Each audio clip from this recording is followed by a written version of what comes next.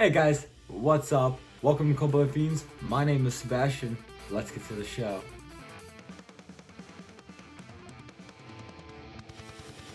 So I did a little something.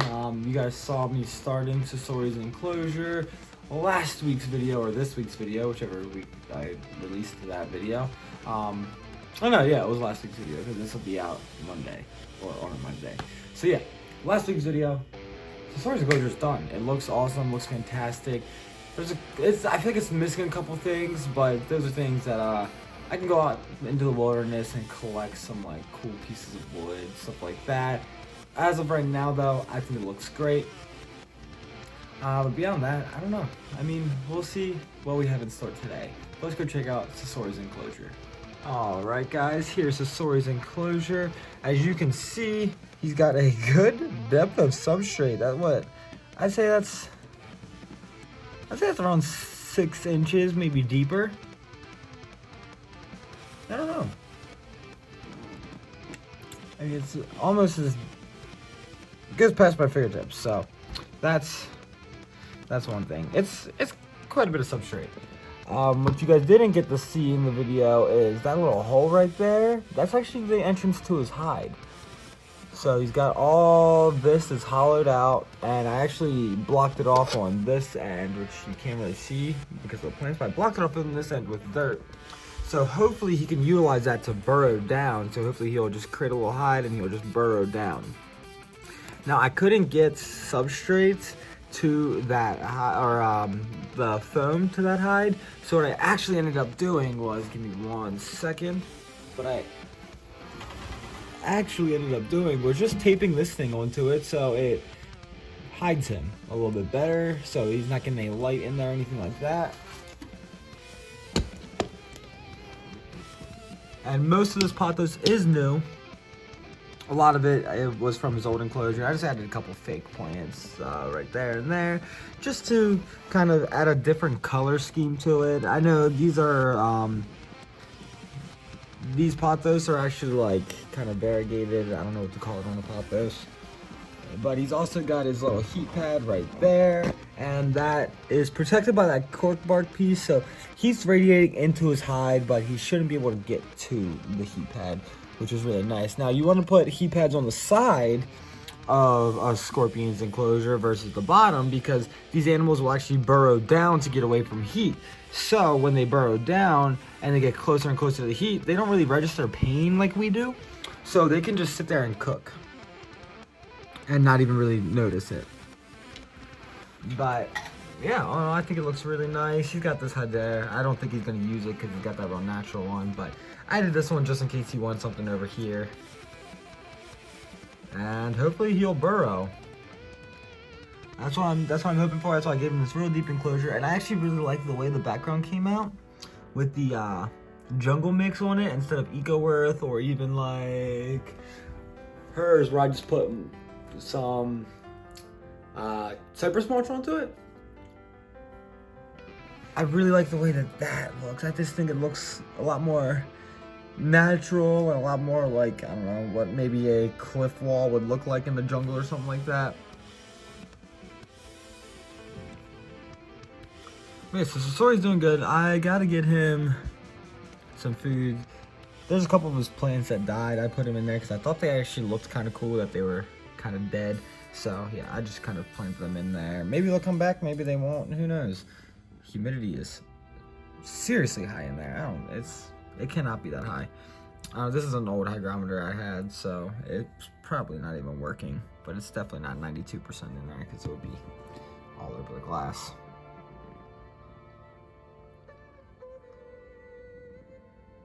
But I got a light on it. This light's not on a timer, so it's really just for the plants. I'll come in maybe every couple of days, turn the light on for the plants. And then yeah, it holds no benefit to him.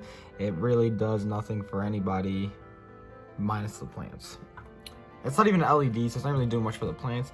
I kind of like it just for my personal viewing pleasure, even though I'm looking from up here, not dead on most of the time. So this is what I'm seeing right now. This is exact eye level with me. But yeah, so I added the springtails in, and yeah, all in all, it's a nice little bioactive home for a scorpion. Now, we don't add isopods to arachnid enclosures. They will eat them when they molt. So basically, isopods are just kind of voracious and they will eat whatever they can for the most part. And if they're hungry enough, especially dairy cows, if they don't have enough protein in their diet, they will turn to eating each other or even other invertebrates. So yeah, we don't put isopods in these bioactives just for that reason. And also the scorpion probably eat them whenever they came out anyways. But yeah, so you guys can see, like, you know, I said it's missing something. I think I need like a branch running along here or something, or I don't know. I think I just need to find something to go in here that'll give it that a little bit more oomph. But then again, these plants, this is pothos, it'll grow in, it'll take over this whole enclosure, and I won't be able to see anything in here eventually. So it should be nice, it should be fun. But as you guys know, with an enclosure, new enclosure means I have an empty enclosure. But look at her. You gonna hood up for me? Oh, no, you're gonna go hide. Love that snake. But yeah, anyways, as I was saying, now that I got a new enclosure for Sasori, that means I have an empty enclosure right over here. Boom. You guys know this is what he was in. Just a standard little enclosure. I think what I'm gonna do is I'm gonna put my freshly molted tarantula in here, the curly hair, the Tilticatl albipilosus, I believe it's called. And I think I'm just gonna rip this screen off of it, get a piece of plexiglass, silicone the plexiglass right in here,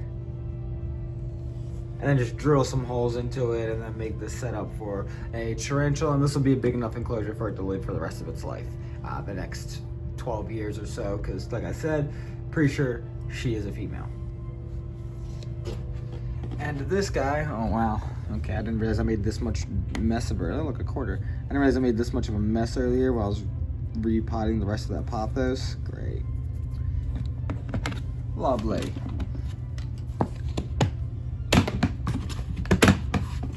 The Sunbeam, though, is doing great. Oh wow, it looks like you've been doing a lot more burrowing. A lot more burrowing. Didn't eat last week, so I'll try to get him some more food this week again. But who knows? Need to get you some water in there. But yeah, I know in the camera this looks really, really dry, but it's like actually kind of wet and moist. But yeah, either way, it looks really dry up on top, but it's not. And even though it does look like it, that's actually good because he can go burrow down, and if he wants to, he can come sit on the top. Mike still has all my decor for it, so that's why it's still kind of bare looking. I don't like it like this, but hey, it's what I got right now, and I don't want to go spend money on stuff I already have. So I just need to make it over to Mike's and get all my stuff for this enclosure because it doesn't really need it like I've stated in the past, but a little bit of enrichment goes a long fucking way, guys. I'm just gonna see if I can pull out Izanami, and we can go ahead and end this video. Just because I want to see Izanami. Maybe even, nah, I know what hide Soba's in. I can't get to her. You know who I can pull out? Disco. Yuri.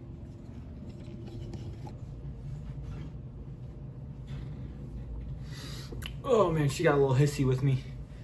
But yeah, Yuri, the ball python I am kind of fostering. Just holding on to. It's doing great. She's still adorable. I have an opportunity to get a big male, which I'm kind of excited about because if I can get a big male, I got that big female, it means next breeding season I can breed. Technically, ball pythons will breed all year round, but there is a breeding season for them. So I'm gonna try to stick to their breeding season, what they would do in the natural world.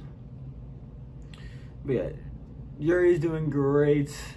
I wish I was keeping this girl because she would be awesome in some of my future breeding projects, but at the end of the day, lavender albinos aren't too difficult to come by, or even just regular albinos aren't too difficult to come by. You can find them pretty much anywhere. But yeah, albinos are just absolutely adorable. So I'm trying to get into breeding this next season because I want to do it this year, but I sadly didn't have the animals, time, or space for it. Well, I guess I had the space, but I didn't have the incubator or a rack set up for it. So I was gonna buy that last year, but other expenses came up, and then I just totally forgot about it by the time this year's breeding season came around. So next year, I'm thinking about maybe just building a rack system because that'll be super easy. I don't need anything super expensive, super this, super that. Just some heat tape, some melamine, or even like PVC board, or really anything that'll hold up, plyboard, a couple 2x4s, and some drawers, some bins. That's all I need. But the incubator, definitely need to get one of those. There's a couple new ones on the market that aren't that expensive actually, so should be nice. And I'm not gonna be a large scale breeder or anything like that. I'm not even really gonna breed for money. I just wanna breed really because I want to breed. I don't care about selling the snakes, which they will be for sale, but I don't really care about selling them for profit or anything like that. Yeah, of course, I'm gonna make a little bit of money, but it's not gonna be about the money, it's just gonna be about the animals and the love I have for them, and wanted to breed them as a hobby and just get more animals out there in the world, especially ones that are wild caught like Izanami. I'm still looking for a male for her. Then again, I still have to get her properly sexed. We haven't like properly had her sexed. Her cloaca is really small, so there's really hard to find a proper probe to fit in there. Yeah, Yuri is doing absolutely great. I don't know why you hissed at me earlier, huh? What I like to do with all my animals is I just take them out every once in a while. I look them over, especially the bottom of them, because snakes can get scale rot, and that's just not something good. Even now, a lot of my parameters are fine. My humidity's good, the substrate isn't too wet, they won't get scale rot, but I like to check just in case. You never know, there might be some weird bacterial infection, something like that, that causes random illnesses to pop up, like the sunbeam. Every time it's about to shed, it goes through a period of almost scale rot, which is not really scale rot, it just kind of looks like blisters, or I don't really know what it is on the sunbeam. I've talked to a lot of people, and pretty much almost all wild caught sunbeams do the same thing right before they're about to shed. I don't know why, but it all comes down to it's not harmful to the animal, because when it sheds out, it looks perfect. Which there is a sunbeam update coming soon. I know I keep saying that. I just don't feel like digging through dirt and trying to get it out, which I will have to. I will. But I'll probably do it when I do a substrate change, actually next weekend. So stay tuned for that. And I'm gonna go put this girl away, and we're gonna go pull out everybody's favorite snake of mine. Ooh, okay. You always give me a run for my money, girl. And here is Nami. She's freshly shed out. She's grown actually about an inch, it seems like. So she's getting up there in size. I don't think she's ever gonna be one of those specimens that gets 2 meters long, but they are capable of reaching sizes of like 6 or 7 feet, I've heard. But I don't think she's gonna be a specimen that gets that long. Those are typically the captive breds that are getting that big and then have solid food from the time they're born, but she is a solid like 3 feet. I haven't really measured her, but she's about a solid 3 feet. Her shed looks like it goes about an inch longer than the last one, so that's not a good indication of growth, but at the end of the day, it looks like she's growing about an inch, and she does seem a fair bit longer than she did.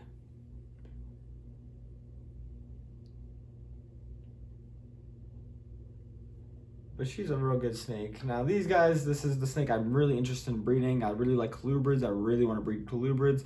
But ball pythons are just really easy to breed, and I got ball pythons to breed. So next year my male should be ready. Tenyo is ready. I'm pretty sure. I have to weigh her to make sure. But also, everybody says they have to be 1,500 grams or more, a female ball python, to breed. And guys, while that is a good rule of thumb, that's not necessarily true. There are plenty of snakes that breed long before 1,500 grams, and plenty of snakes that don't breed well at 1,500 grams. So, at the end of the day, you have to know your animals, and 1,500 grams is just a rule of thumb. I've talked to vets who have told me, like, yeah, just don't really listen to that, because they've had snakes that were, like, went off food, just wanted to breed, seemed like they just wanted to breed, were just in the mode, and they paired them up, they bred, laid a great clutch, and went right back onto food. Especially when you get like follicle growth and stuff like that. That's when you kind of want to breed your animals.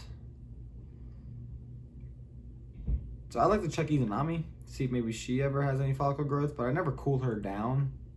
So she stays at her temps year round. But yeah, I'm not feeling any kind of follicle growth. What are you doing? Get away from my hand. She does not like me doing that. Why are you upside down? What?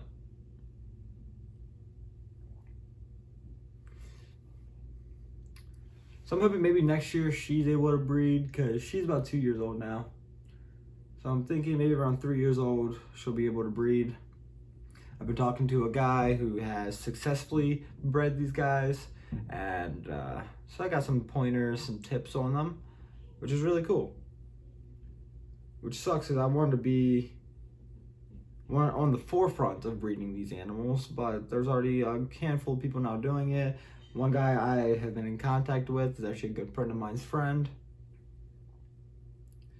And then there's a couple other people out there successfully breeding them at the moment. There have been plenty of people that have tried, didn't make it successful, but at the end of the day, you just have to mimic this animal's natural habitat.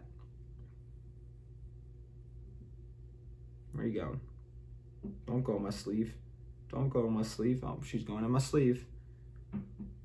Ooh. No, you gotta come out of there. So, guys, I don't know. If you want a full how-to on how to take care of a emperor scorpion, a Pinus imperator, let me know. If you guys want to see more bioactives, more tarantulas, scorpions, arachnid stuff, just leave it in the comments. Whatever you want to see, guys, let me know. I've been out of... I kind of haven't any like video ideas in a little while now. I've done a lot, and I don't want to keep boring people with the eating and blah blah blah. And yeah, so basically whatever you guys want to see, just let me know. I'm gonna keep releasing, hopefully on a weekly basis, unless I don't have time. Then it'll be bi-weekly or whenever I get a chance to upload. Once I kind of get back into the groove and I'm kind of making more enclosures and I'm back into getting more animals, stuff like that, I'll probably be starting to upload more than once a week, maybe 2-3 times a week instead. But also, if you guys want to catch me on a live, go follow my TikTok. It should be at Mothmane, MXTHMANE.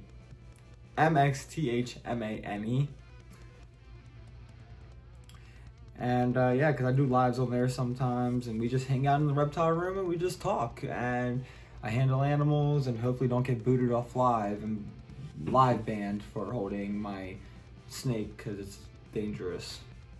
She's not dangerous, look at her. But yeah, guys, her enclosure is... But yeah, guys, her enclosure is still looking 100% fantastic. I don't like... So, here, let me push her away. I don't like how these panels keep sliding forward, and I don't know why. They were press fit in there. I actually cut them a 1/2 inch or 1/4 of an inch too big, and yeah, so they would fit in there perfectly. But all in all, I don't know, I guess she climbs up on them, or the heat or something's making them slide forward. I couldn't really tell you. Look at her, she's like, what are you doing in my home? What are you doing in my home? She's like, get out, Dad, this is mine. This is my place. This is my place of business.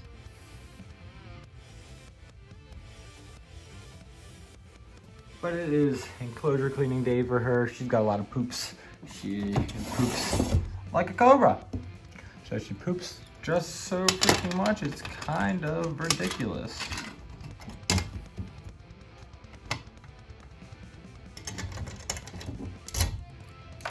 It's kind of ridiculous how much she poops. Isn't that right, Nums?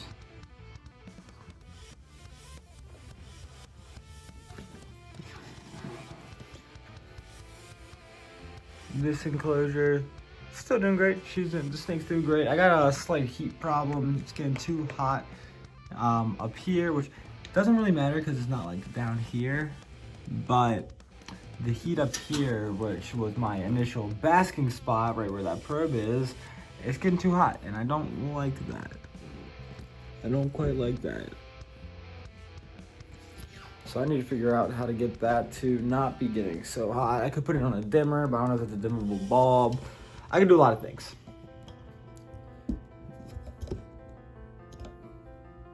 But all in all, at the end of the day, it's doing great. I just have to figure out that one heat problem in there. And it's just because, yeah, it's just getting too hot in that one exact spot. So, whatever. We'll figure it out, won't we? We always do. We always do figure it out. All right, guys, that is it for today's video. Another little short video for you guys, but I just want to show you Sasori setup, new setup, and the ever-evolving life in the reptile room, the ever-evolving enclosures. Everything's constantly changing. But yeah, I do have one more thing actually I do want to show you. It's in the bioactive, Tenga's bioactive. So I just moved 2 plants to opposite sides of the enclosure. So I put the fern over on this side, and I put the peperomia right there. I put it over here because, well, I thought this would do better in a more dry area, while the fern would do better in a wetter area because it's drier over here because the heat and all that stuff just coming down right there. And then this thing actually, this guy that I put in there, I didn't know if it was gonna do anything. It actually rooted. So that's cool. It rooted really quickly, which means that it should be able to grow in here. And don't worry about this little bit of mold and stuff like that. It's in a bioactive, it happens. Bioactive is pretty much naturally mold. That's kind of what they are designed to do, because it's a natural cycle. Mold happens, springtails, isopods eat it, mold's helping break stuff down, the isopods are breaking stuff down, everything's being broken down, constantly recycled, and yeah. It's already getting to the point where I feel like I need to add more substrate because I feel like my substrate levels have dropped so much already. So, it is what it is. Alright guys, I want to thank you for watching. If you haven't already, click that subscribe button. It should pop up right here in the middle, and watch either the playlist or the video, whichever side either one is on. I would kindly appreciate it. It helps my click-through rate, and it'll help me make more content for you guys. Alright, you guys have just watched a Cold Blooded Fiends video. I'm out. Enjoy the rest of your day.